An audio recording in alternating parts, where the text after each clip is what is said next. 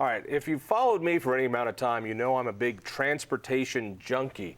People, if they don't have transportation, it's like having no education. You really have no future. And so we have cars, and we have a transit system that screws people who are transit dependent, and you can't get a taxi in this town. And now you can find a ride. This is a company called Uber. So Will McCollum, thank you for being here. Absolutely, thanks for having us. I've seen this thing of Uber everywhere, and I'm seeing more and more transportation options through smartphones, through computers. I know there are places where you can rent a car by a few hours and it's parked down the street. You type it in and you go and you borrow a car for a couple hours, pay your $20 and there you go. Tell me what Uber is, and I'm glad you're here in Denver. Yeah, so Uber is a technology company. We provide a mobile app that you can download on your iPhone, Android, or access through our mobile website. And what we do is we connect folks who want rides with drivers who legally are enabled to provide those rides. So we're that technology. We're the bridge that connects people. All right, just like eBay connects people who have something they want to sell and somebody wants to buy. Yeah. You're the connection. Think of us a little bit more like Expedia. So you've got all these hotel rooms out there, right? And these hotel rooms, sometimes they're full and sometimes they're not. Either way, the hotel has to pay for them, right?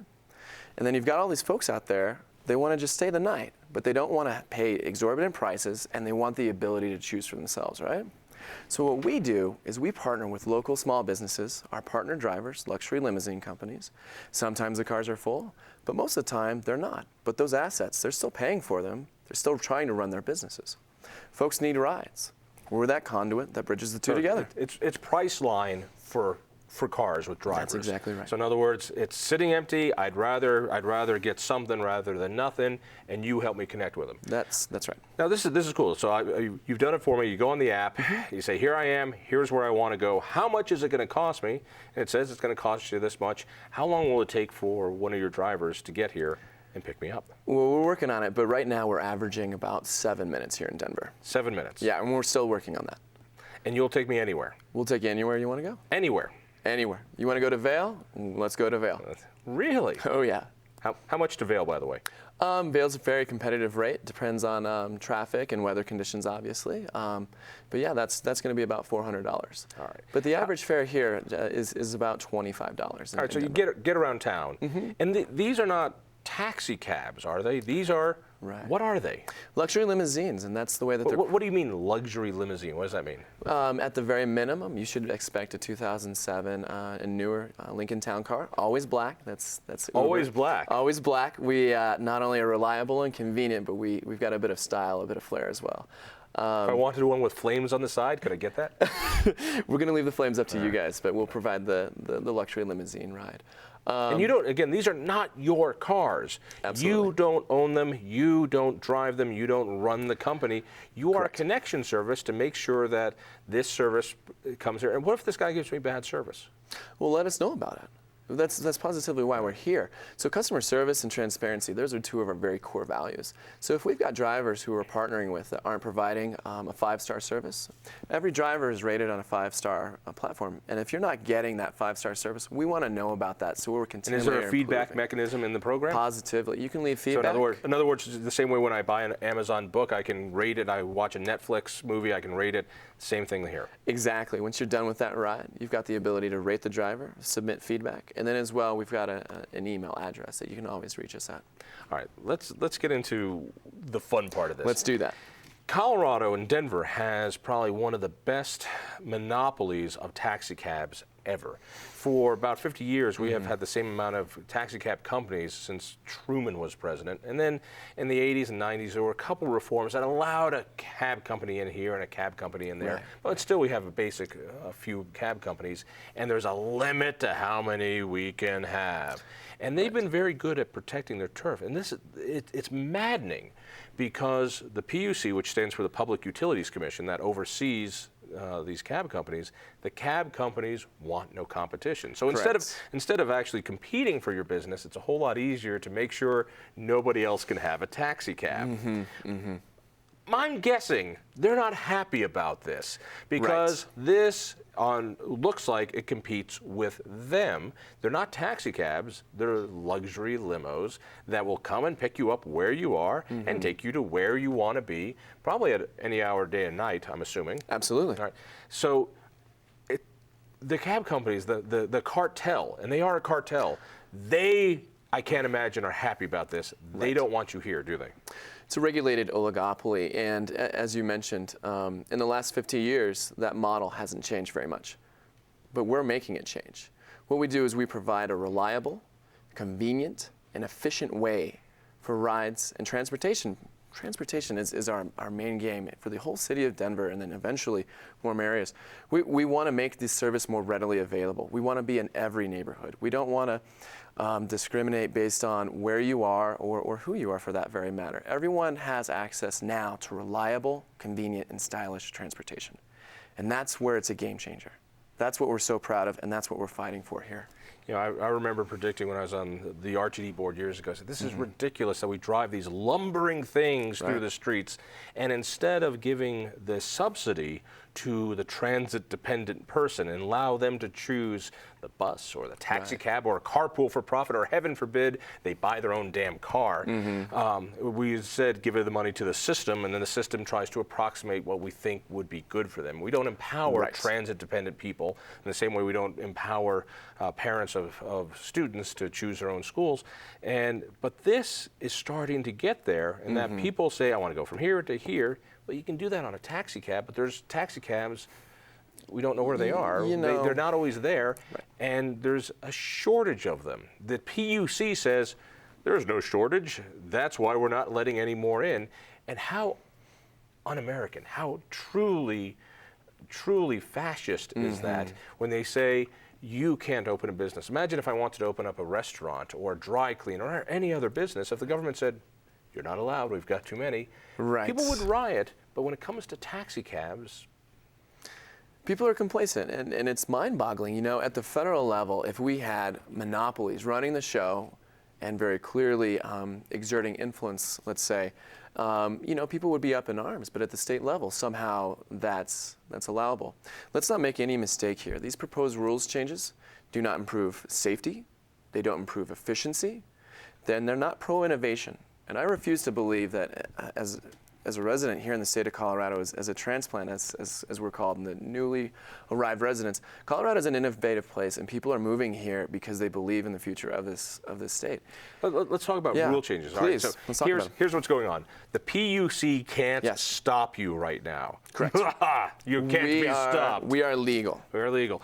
But there are those who want to change the rules so the PUC can stop you. What's the biggest thing that they're trying to do so that the government can put you out of business?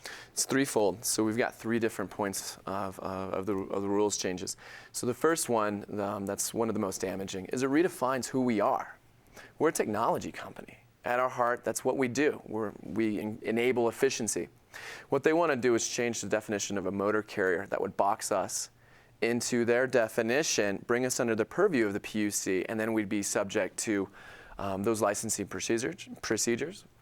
If we are able to get through there, that's an if, then we wouldn't be able to partner with our partner drivers. All right, let's stop there for a second, because that's pretty amazing. Yeah. And that you're young, and screw you for that, by the way. I don't like the young with your energy and your hair and all that other crap, and optimism. But people now understand that we carry in our pockets incredible power. And even as old guys understand that what we get our information, how we arrange our travel, how all this changes, and we have become empowered. We watch what we want to watch, when we want to watch, we listen to things we want to listen to, we make plans, we shop, we are in control. And that's the innovation that is transforming the world, except when it comes to transportation. What we have is a system of choo-choo trains on metal tracks that can't move, that aren't flexible, that are wildly expensive, that take people from Highlands Ranch into downtown Denver so that they don't pay parking during a ball game. But when it comes to empowering people, you would think we understand this as a technology, just like everything else. I think younger people understand that more than we all elderly folks. why does the PUC want to change a technology company Right. into a taxi cab company? That's a great question. It seems like they're trying to solve problems that don't exist. So that's why we've created this petition online, and that's why we're participating in the regulatory process to make sure that our perspective is known, but not only known within the commission, but as well the greater public, because people do get it. We wouldn't be expanding at this rate. We're in 28 markets now in 7 countries, and we're just getting started. Customers get it, and then the partner drivers get it. If we weren't transparent, if we weren't doing business in a right way, we wouldn't be growing like this. What a spectacular point. And that the feedback mechanism in an open market is, if your service sucks, you go out of business. Totally. You know, particularly now in the technology age, and that before, word of mouth would come and get you. And the old saying is, one bad review can be countered by 40 good reviews. So, I mean, one bad review really hurts you. But now technology makes those reviews like this. Absolutely. You're not talking to your neighbor, it's right there on the screen. So you're in a vulnerable spot. It's competition. Somebody can come and do another Uber-like program, and you've got to fight them. There's nothing stopping their entry into the marketplace, correct? Yeah, we welcome healthy competition as well. It keeps us on our toes, and it makes sure that we're at the top of our game. All right.